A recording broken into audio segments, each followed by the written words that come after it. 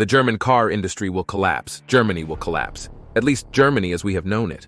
This was highlighted in Focus magazine on July 15, 2023, suggesting a transformative period ahead for the nation as we've known it. The core message is clear.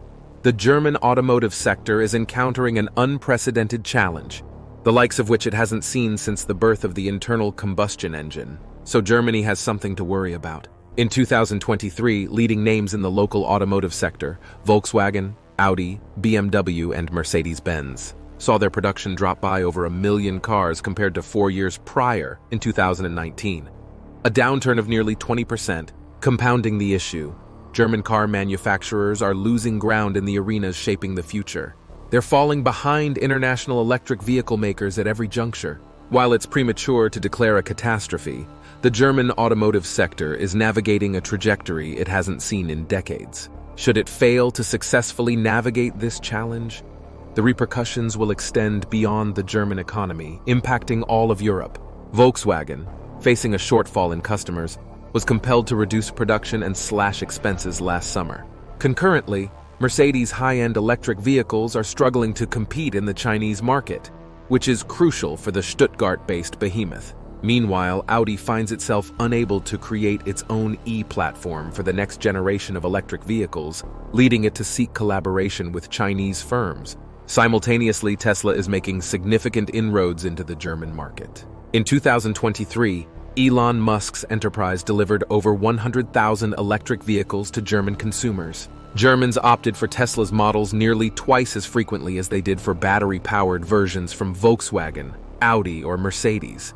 It appears that German automakers missed the initial phase of the electric vehicle race, and upon entering, they committed significant errors, frequently a result of their own overconfidence. In 2010, Elon Musk announced, Tesla will be the first U.S. automaker to go public since the Ford Motor Company held its IPO in 1956.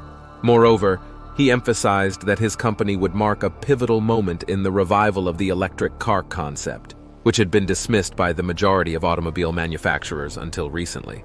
Against the skeptics, Musk proved to be correct. However, it's important to note that the success he achieved was significantly aided by the administration of President Barack Obama in the United States. In early 2011, the U.S. president assured the public in his State of the Union address that there would be 1 million electric vehicles on American roads within the next 4 years. To realize this vision, he allocated $2.4 billion in subsidies to manufacturers, primarily benefiting Musk. Promptly, European nations and China took cues from the U.S. initiative. This movement aligned seamlessly with the objectives of the Global Climate Agreement, which was finalized under the UN's guidance in Paris on December 12, 2015. To date, 195 countries have ratified the agreement. The signatories have committed to implementing policies aimed at keeping the rise in global average temperature below 2 degrees C. The advancement of electric mobility in highly developed nations was recognized as a key strategy in the battle against carbon emissions. Consequently, this led to the allocation of substantial financial resources towards this goal. However, until the Paris Agreement, German automakers were reluctant to acknowledge this emerging trend. They remained committed to their early 21st century strategy, insisting that the future was in further refining diesel engines. Throughout Angela Merkel's extended tenure, as the European Union progressively imposed stricter emission standards for carbon monoxide, hydrocarbons, and nitrogen oxides in passenger vehicles, diesel engines appeared to be more capable of meeting these new criteria than their petrol counterparts. Yet, the industry hit a technological standstill, unable to further decrease emissions. During this period, German firms, with Volkswagen at the forefront, chose to concentrate their resources on concealing the truth rather than acknowledging their mistakes. The nearly 10 million vehicles sold, encompassing not just the Volkswagen brand, but also Skoda, Seat, and Audi, were equipped with software engineered to manipulate emissions test results. As a result, these new vehicles met the most stringent environmental standards, but only during tests at diagnostic centers. In real-world driving conditions, achieving such low emissions was unattainable. This deception, later known as Dieselgate, was exposed in 2015. In September of that year, the U.S. Environmental Protection Agency, EPA, uncovered the scheme.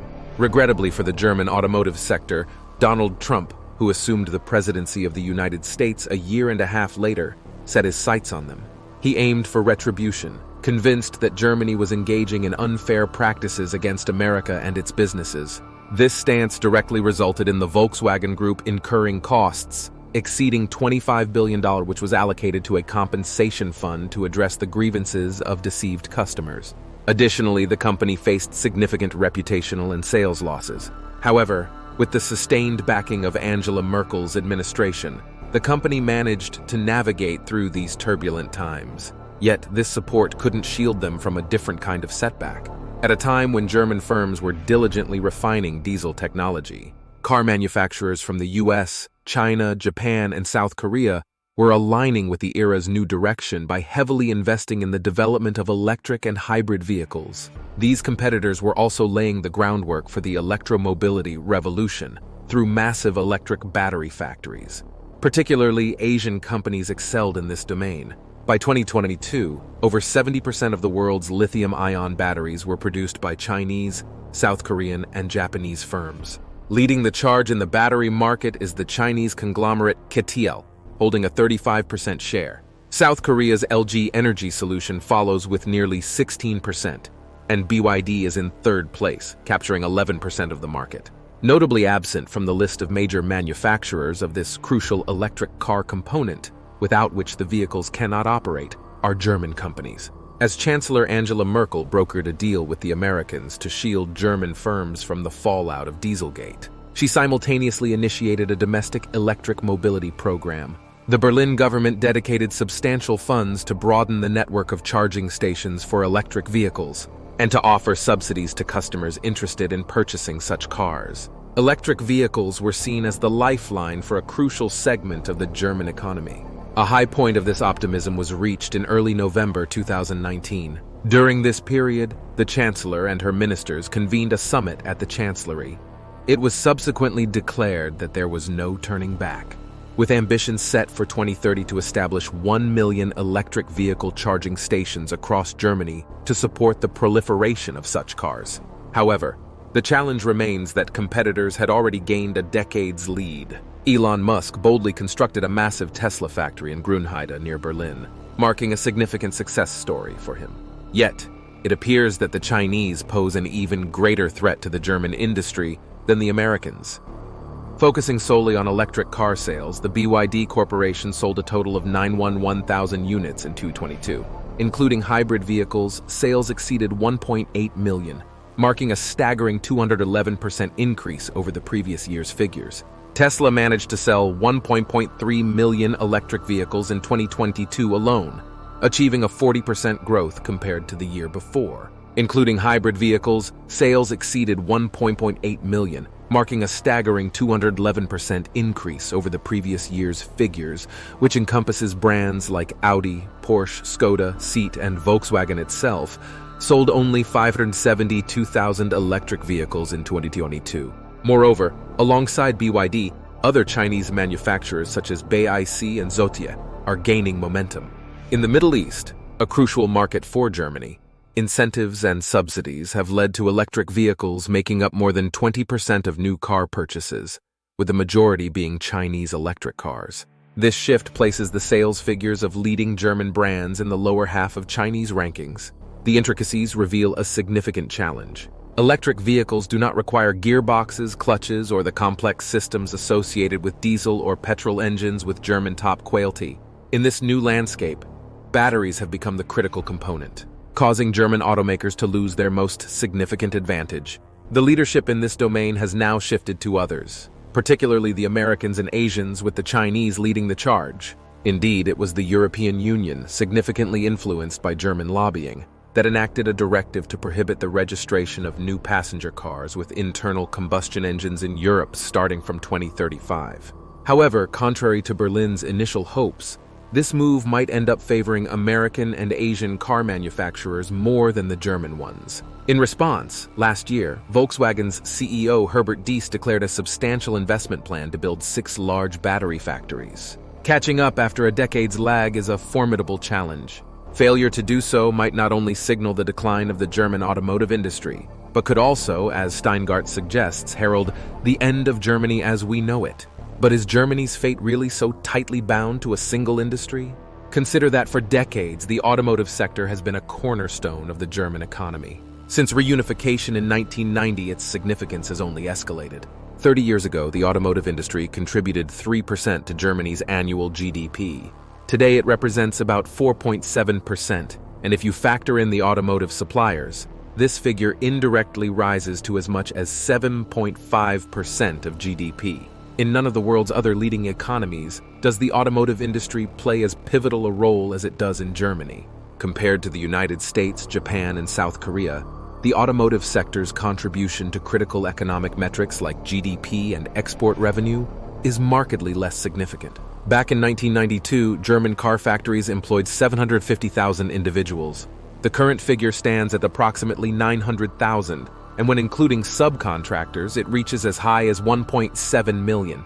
Moreover, German automobiles, which continue to hold an esteemed reputation, represent the country's most significant export commodity. Over 65% of these vehicles are sold in international markets. In 2022, their sales generated export earnings of EUR 245 billion for Germany. While this number is substantial, it might appear less so when compared to Germany's total exports for 2022, which amounted to EUR 158 trillion. Furthermore, despite global upheavals, Germany's exports surged by an impressive 14% year-over-year, positioning it as the world's third-largest exporter, trailing only behind the United States and China. Yet no other segment of their economy rivals the automotive industry's impact on foreign trade. This level of integration indicates that any setback in the German automotive sector doesn't just cause a minor disturbance. It leads to widespread repercussions, affecting the entire country's economic health. Moreover, the downturn poses a risk not just to Germany. In the Czech Republic, for instance, where the Volkswagen Group has operated the Škoda plant in Mladá Boleslav since 1991, the automotive sector employs roughly 120,000 individuals in a nation of about 10 million people. Car sales and their components abroad make up to 20% of Czechia's total export revenue. The reliance on the automotive industry is even more stark in Slovakia, a country with a population of just 5.4 million, which has essentially transformed into a giant car assembly hub. Here, the automotive sector employs around 170,000 workers and contributes to approximately 30% of the nation's export earnings. Until 2006, Slovakia's automotive landscape was dominated by a single entity, Volkswagen Slovakia, with its manufacturing facility in Bratislava. Subsequent years saw the entry of investors from various countries, yet this diversification hasn't safeguarded the economy against the potential fallout from a downturn in German automotive firms. However, it's Hungary, with its 9.7 million residents, that finds itself in a potentially more precarious position. Mercedes operates a factory in Kecskemét, Audi has its production in Győr, and BMW finalized a new facility near Debrecen. The automotive sector in Hungary is responsible for 18% of the nation's export revenue, with German companies almost exclusively dominating this landscape. In the landscape of potential risks, Poland also merits attention, with approximately 25% of the cars manufactured there being German brands. Investments such as Volkswagen's in Poznan and Polkowicz, or Mercedes in Jaworzno, play a significant role in the economic health of the country's western regions. A similar scenario unfolds in Spain, where Seat, part of the Volkswagen Group, holds considerable significance for Barcelona and the broader region of Catalonia. Beyond the assembly lines that represent the culmination of the production process, there are thousands of subcontractors that are either directly or indirectly integrated into the German automotive supply chain. It's evident that if the German car industry's downturn persists and turns into a long-term problem, it won't just impact Germany alone. Countries like the Czech Republic, Slovakia, and Hungary will feel the pinch too. Poland and Spain might also face significant repercussions. This matter gains further importance when viewed in a broader context.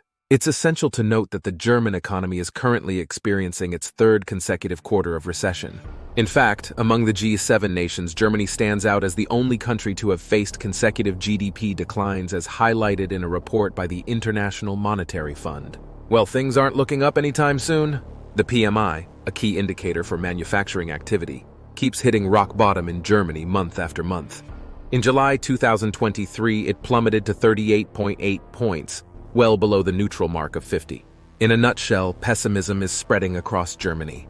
The fear is that the recession might escalate into a full-blown crisis, which could spill over into the political arena. The rise in support for the far-right AfD party is an early sign of this potential crisis. Surveys indicate that 22% of respondents are considering voting for the party, which until now has operated on the fringes of politics. In recent polls, the AfD has surpassed the SPD, Social Democrats, and the Greens, with only the CDU-CSU remaining ahead. Since the mid-20th century, the pillars of German democracy have been built on economic prosperity and social security. When there are fears that both foundations are beginning to crumble, there is nervousness and a search for alternatives. Germany's economic health and predictability also underpin the Eurozone as a whole, especially when Greece, Italy, and Spain, all Euro countries, are heavily indebted. Until now, the economic strength of the North has balanced the weakness of the South. If this balance is lost, the whole structure will begin to totter. Awareness of this problem seems to be growing in Berlin. In May 2023, following a meeting under the auspices of the German Association of the Automotive Industry, VDA, car makers and their suppliers announced that they would invest a staggering €250 billion in research and development of new technologies by 2027. For example, Poland's annual budget income is expected to result in the birth of innovative cars and batteries far better than any currently available on the market. So the Germans have taken up the challenge posed to them by Musk, the Chinese, the Japanese, or the Koreans. But is it a little too late? We will find out only when we see the next stages of the race, the future of which is at stake not only for Germany but for all of Europe.